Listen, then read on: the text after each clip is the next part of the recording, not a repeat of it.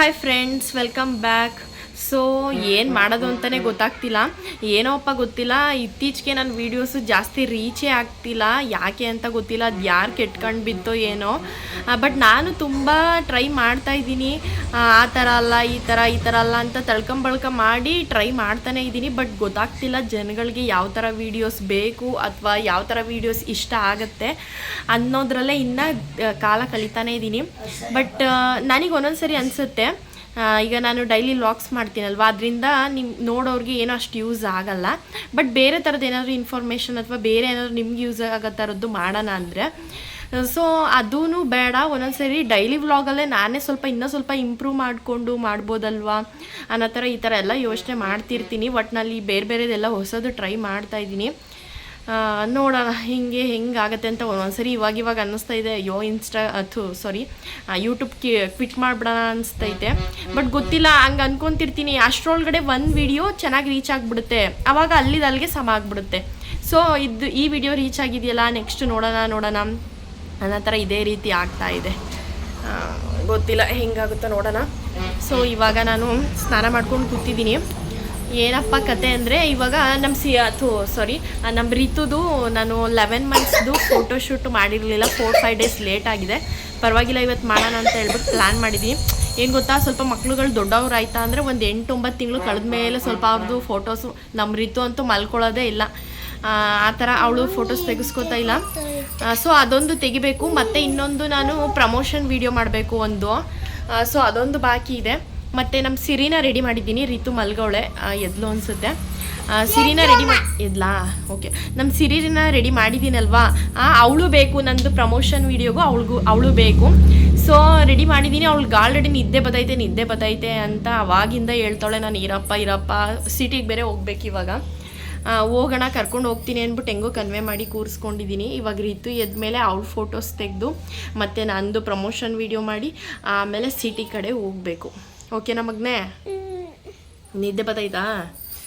ಇವಳಿಗೆ ಯಾವತ್ತೂ ನಿದ್ದೆ ಬರ್ತಿರ್ಲಿಲ್ಲ, ಮಲ್ಕೊಳ್ಳೋದೇ ಇಲ್ಲ ಡೇ ಟೈಮು. ಮೊನ್ನೆ ಎಲ್ಲ ಸ್ಕೂಲಿಂದ ಬಂದ ತಕ್ಷಣ ಆಟಾಡೋಕೆ ಹೋಗಿ ನೈಟ್ 9-10 ಗಂಟೆ ತನಕ ಆಟ ಆಡ್ಕೊಂಡು ಬಂದವಳೆ. ಅವಾಗ ಮಲ್ಕೊತಾ ಇದ್ಲು. ಇವತ್ತು ನೋಡಿದ್ರೆ ಇವಾಗ ಆಲ್ರೆಡಿ ಇನ್ನೂ 4 ಗಂಟೆ ಆಗೈತೆ ಅಷ್ಟೇ. ನಿದ್ದೆ ಬತ್ತೈತೆ ಅದರಲ್ಲೂ ಇಷ್ಟು ಚಂದ ರೆಡಿ ಮಾಡಿದ್ದೀನಿ. ನಿದ್ದೆ ಬತ್ತೈತೆ ಅಂತ ಅವಳೆ. ಇರು ಒಂದು ಸ್ವಲ್ಪ ಹೊತ್ತು, ಹೆಂಗೋ ರಿತುನು ಎದ್ಲು. ನಮ್ಮ ರಿತುಗೆ ಸ್ನಾನ ಮಾಡಿಸ್ಬಿಟ್ಟು ಹಾಗೆ ಮಲಗಿಸಿದ್ನ. ಸೊ ಇವಾಗ ವೀಡಿಯೋ ಮಾಡೋಕ್ಕಾಗಲ್ಲ, ಅದು ಮಾಡಿದ್ರು ನಾನು ಅಪ್ಲೋಡ್ ಮಾಡೋಕ್ಕಾಗಲ್ಲ. ಒಟ್ಟಿಗೆ ಅವಳನ್ನ ರೆಡಿ ಮಾಡ್ಕೊಂಡು ಕರ್ಕೊಂಡು ಬರ್ತೀನಿ. ಸೊ ಗಾಯ್ಸ್, ಇವಾಗ ಆವಾಗಲೇ ಹೇಳಿದ್ನಲ್ಲ ನಾನು ಏನೋ ವೀಡಿಯೋ ಮಾಡಬೇಕು ಅಂತ. ಯಪ್ಪ, ಸಿರಿ ಅವ್ರ ಹತ್ರ ಮಾಡ್ಸೋಷ್ಟ್ರೊಳಗಡೆ ನಮ್ಮ ಪಾಪು ಬೇರೆ ಅಳ್ತಿದ್ಲ. ಅವಳಿಗೆ ರೆಡಿ ಮಾಡಿಬಿಟ್ರೆ ಹಾಗೆ ಅಲ್ವಾ. ಸೊ ಅವಳನ್ನ ರೆಡಿ ಮಾಡಿ ಕೂರಿಸ್ಕೊಂಡು ಅವಳನ್ನ ಸಂಭಾಳಿಸ್ಕೊಂಡು ಇವಳಿಗೆ ಹೇಳ್ಕೊಂಡು ಮಾಡೋಷ್ಟೊತ್ತಿಗೆ ನನಗಂತೂ ಫುಲ್ಲು ಸಾಕಾಗೋಯ್ತು. ಅದ್ರ ಜೊತೆಗೆ ಹಂಗೆ ಅವಳದು 11 ಮಂತ್ಸ್ದು ತೆಗಿಬೇಕಿತ್ತಲ್ಲ. ಸೊ ಅದನ್ನೇ ಹೆಂಗೋ ಗಡಿಬೇಡಿಲಿ ತೆಗೆದುಬಿಟ್ಟೆ.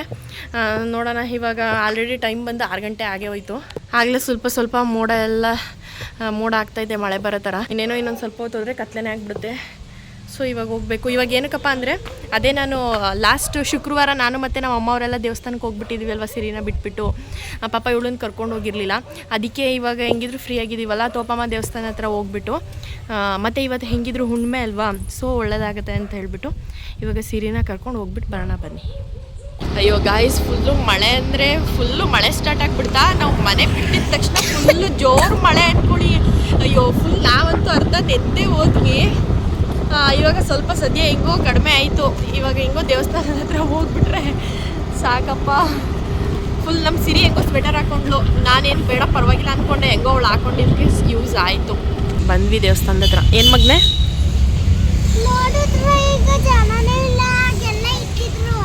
ನಾವು ಲಾಸ್ಟ್ ಇಯರ್ ಬಂದಾಗ ಜಾಸ್ತಿ ಜನ ಇದ್ರಲ್ಲ, ಈ ವರ್ಷ ಇಲ್ಲಿ ಯಾರು ಜನ ಕಾಣಿಸ್ತಿಲ್ವಲ್ಲ, ಅದಕ್ಕೆ ಹಂಗೆ ಹೇಳ್ತಾವಳೆ. ಬಾ ಹೋಗೋಣ, ಸ್ಲೀಪರ್ ಇಲ್ಲೇ ಬಿಡೋಣ ಗಾಡಿ ಹತ್ರ. ಅಲ್ಲೇ ಬಿಟ್ಬಿಟ್ಟು ಬಾ, ಎಲ್ಲ ಒಂದು ಕಡೆ ಬಿಡು. ಇವಳೇನು ಗಾಡಿ ಅಂಟ್ಕೊಬಿಟ್ಟು ಎಲ್ಲೋದ್ರೂ ಬಿಡಲ್ಲ. ಬಾ, ಕೈ ಕೊಡು, ಹೋಗೋಣ.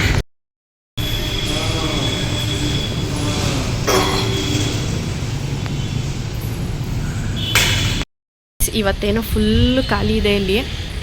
ನನಗಿಲ್ಲಿ ಏನಪ್ಪ ಮೆಮೊರಿ ಅಂದರೆ, ನಾನು ಲಾಸ್ಟ್ ಪ್ರೆಗ್ನೆನ್ಸಿ ಟೈಮಲ್ಲಿ ಬಂದಿದ್ದೆ ಅಲ್ವಾ, ಅದೇ ಮೆಮೊರಿ ನನಗೆ. ಒಂಥರ ಖುಷಿ ಅನಿಸುತ್ತೆ. ಲಾಸ್ಟ್ ಇಯರ್ ಬಂದಾಗ ನಾನು ಪ್ರೆಗ್ನೆಂಟ್ ಆಗಿದ್ದೆ. ಈ ಇಯರು ರೀತಿನೂ ಕರ್ಕೊಂಡು ಬಂದಿದ್ರೆ ಚೆನ್ನಾಗಿರ್ತಿತ್ತು. ರೀತಿನ ಕರ್ಕೊಂಡು ಬಂದಿಲ್ಲ. ನೋಡೋಣ, ನೆಕ್ಸ್ಟು ಶುಕ್ರವಾರ, ನಾಡಿದ್ದು ಶುಕ್ರವಾರ ನಾವು ಅಮ್ಮ ಊರಿಗೆ ಹೋಗ್ಬಿಡ್ತಾರೆ. ನಾವು ಬರೋಕ್ಕಾಗಲ್ಲ. ನೋಡಬೇಕಾದ್ರಕ್ಕೆ 8 ದಿನಕ್ಕೆ ರೀತಿನೂ ಕರ್ಕೊಂಡು ಬರೋಕ್ಕೆ ಟ್ರೈ ಮಾಡಬೇಕು. ಲಾಸ್ಟ್ ಇಯರ್ ಇದೇ ಥರ ಸುತ್ತುತ್ತಾ ಇದ್ವಿ ನಾವು, ಸಿರಿ ಮತ್ತು ನಾನು. ಪಾಪು ಹೊಟ್ಟೆ ಒಳಗಡೆ ಇತ್ತು ನಮ್ಮ ಪಾಪು. ಈ ಥರ ಸುತ್ತುತ್ತಾ ಇದ್ವಿ. ಏನು ಸಿರಿ ಇದು? ಏನಿದು? ಹಾಂ, ಮುಟ್ಟು ಮುಟ್ಟು ನೋಡೋಣ. ಮುಟ್ಟು ಏನು ಮಾಡಲ್ಲ ಅದು. ಹಾಂ, ಎಂಥ ಭಯ ಅದು. ಮಾಮಿ ಕಣೋ. ಏನಪ್ಪ?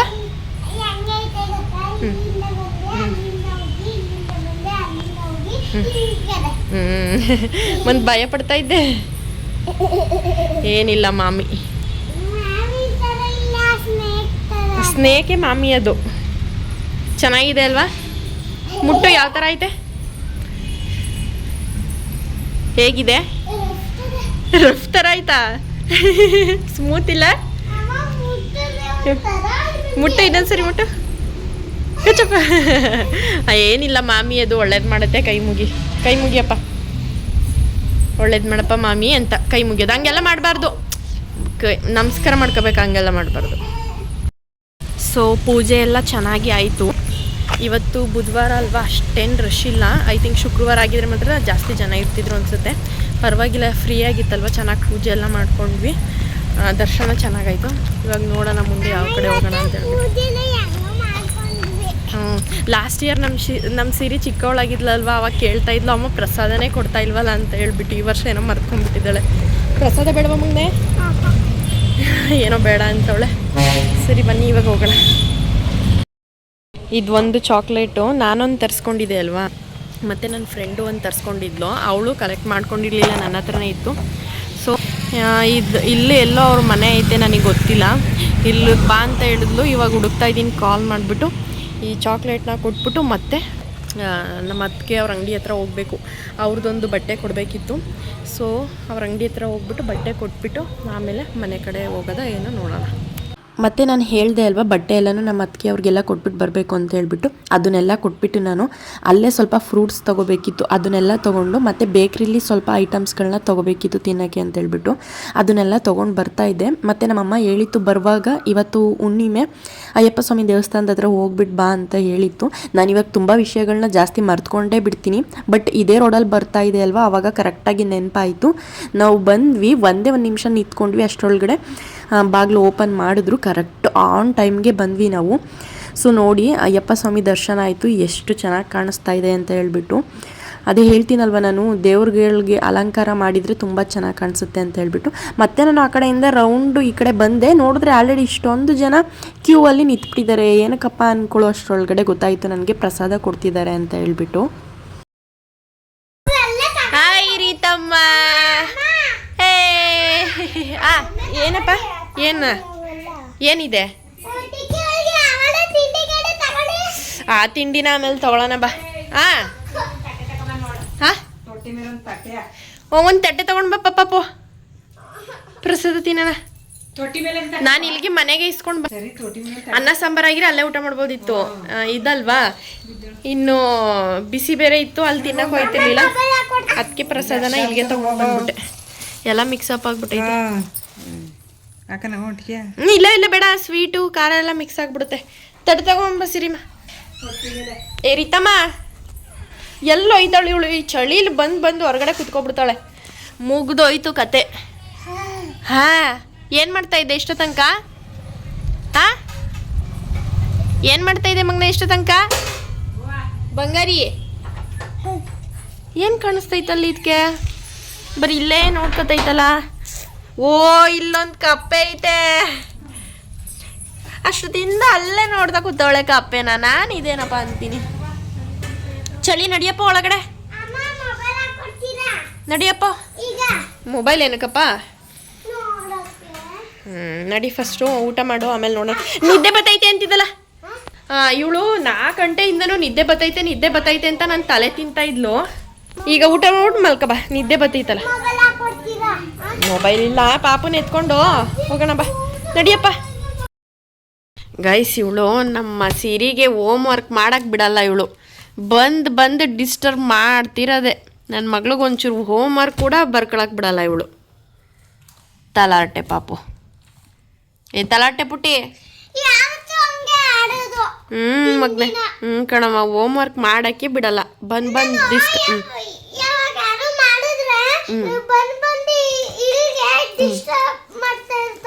ಕಣವ, ನಾನು ಅದೇ ಹೇಳ್ತಿರೋದು. ನೋಡಿಲಿ ಬಂದು ಬುಕ್ ಹಾಕೋದು, ಈ ಕಡೆ ಪೆನ್ಸಿಲಲ್ಲಿ ಬಂದು ಗೀಚೋದು, ಇದೇ ಕೆಲಸ ಮಾಡೋದು ಇವಳು. ನೋಡು ಬರೆಯಕ್ಕೆ ಬಿಡ್ತಾವಳ. ಇದೆಲ್ಲ ಮಾಡ್ತಾಳೆ. ಯಾರು ಕಂಪ್ಲೇಂಟ್ ಹೇಳೋದು ಇವಳಿಗೆ? ಪೊಲೀಸ್ನೇ ಕರ್ಸ್ಬಿಟ್ಟು ಕಳಿಸ್ಬಿಡೋದ ತಡಿ. ಪೊಲೀಸೇ ಸರಿ ಇವಳಿಗೆ. ಹೇಳೋದು ಅರ್ಥ ಆಯ್ತಿಲ್ವ ಇವಳಿಗೆ? ಹಾಂ, ಬಂದಿ ಇಲ್ಲ ಉಗ್ಲು ಹಿಂಗೆ ಅಂತಾಳೆ. ಮತ್ತೆ ಸ್ಕೇಲ್ ತಗೊಂಡು ಹಿಂಗೆಲ್ಲ ಗೀಚ್ತಾಳೆ, ಪೆನ್ಸಿಲ್ ತಗೊಂಡು ಮತ್ತೆ ಹಿಂಗೆಲ್ಲ ಗೀಚ್ತಾಳೆ. ಮಗ್ನೆ ಇವಳಿಗೆ ಎಷ್ಟು ಹೇಳಿದ್ರು ತಲೆಗೆ ಹೋಗಲ್ಲ. ಪೊಲೀಸ್ಗೆ ಫೋನ್ ಮಾಡ್ಬಿಟ್ಟು ಹೇಳಿ. ಒಂದ್ಸತಿ ಹೇಳಿದ್ರೆ ಆಯ್ತು. ಒಂದ್ಸರಿ ಕಳ್ಸನ ಇರು, ಕಳ್ಸಿ ಬಂದ್ಮೇಲೆ ಅವಾಗ ಬುದ್ಧಿ ಬರ್ತದೆ ಇವಳಿಗೆ ಪೊಲೀಸ್ ಸ್ಟೇಷನ್ಗೆ. ಇನ್ನೆಲ್ಗೋ ಅಲ್ಲ. ಮಗ್ನೆ ನೋಡಲಿ, ಹೇಳಿದ್ರೆ ಅರ್ಥ ಮಾಡ್ಕೊತಾವಳ. ನೋಡು, ಕಿವಿ ಕೊಟ್ಟು ಕೇಳಿಸ್ಕೊತಾವಳ. ಅವಳದೇ ಆಟ ಅವಳಿಗೆ. ಹೆಂಗೆ ಆಡ್ತಾಳೆ ಅಂದರೆ ಓ ಅಂತ ಬೇರೆ ಜೋರು ಮಾಡ್ತಾಳೆ. ಸುಬ್ಬಿ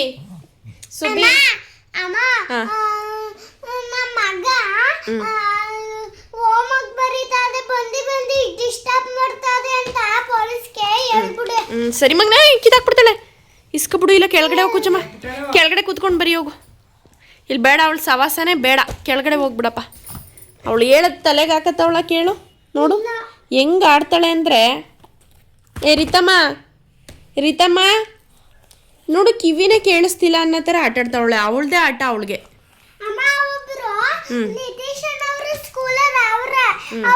ತುಂಬಾ ತಲಾಟೆ, ಯಾವಾಗ್ಲೂ ನೋಡಿದ್ರೆ. ಯಾರು? ನಿತೀಶ್ ಅನ್ನವರು. ಮ್ಯಾಮ್ಗೆ ಹೇಳು. ಬಂದಿ ನನ್ನ ಹತ್ರನೇ ಮಾತಾಡ್ತಾರೆ ದಿನ.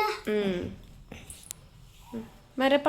ಪೊಲೀಸ್ಗೆ ಒಂದು ದಿವಸ ಇರೋ ಬರೋರ್ನೆಲ್ಲ ಪೊಲೀಸ್ ಸ್ಟೇಷನ್ಗೆ ಹಾಕ್ಸೋಣ. ಬರೀ ಇವಾಗ ಸರಿ.